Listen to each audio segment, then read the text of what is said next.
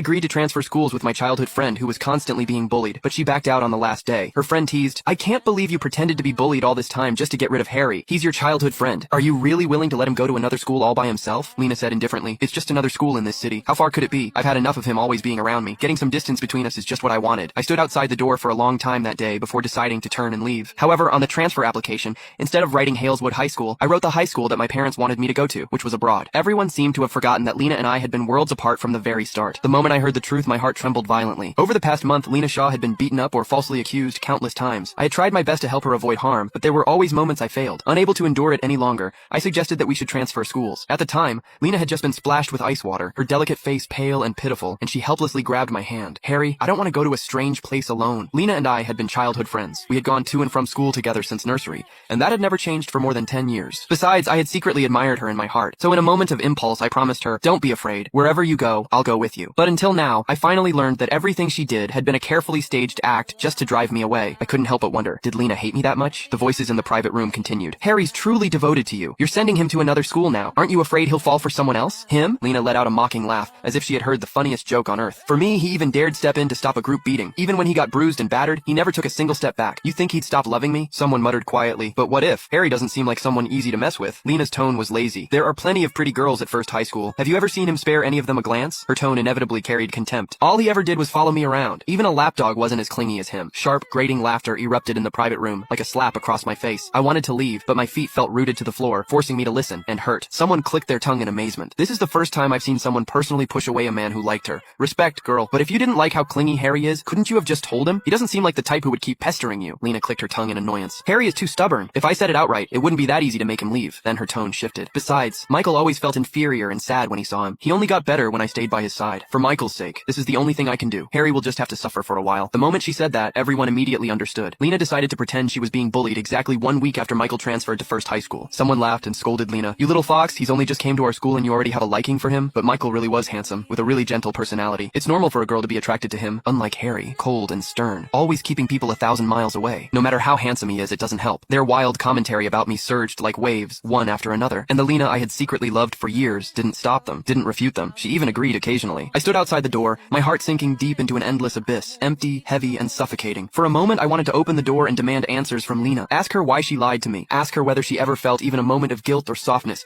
watching me get beaten while protecting her. Ask her if she ever thought about our more than 10 years of friendship before doing all this. But in the end, my mother's voice echoed in my ears. "Don't do unnecessary things. A person wouldn't change overnight." I turned around and left that private room. Thin, continuous pain registered belatedly. Originally, I would not have been so upset. I told myself it was just a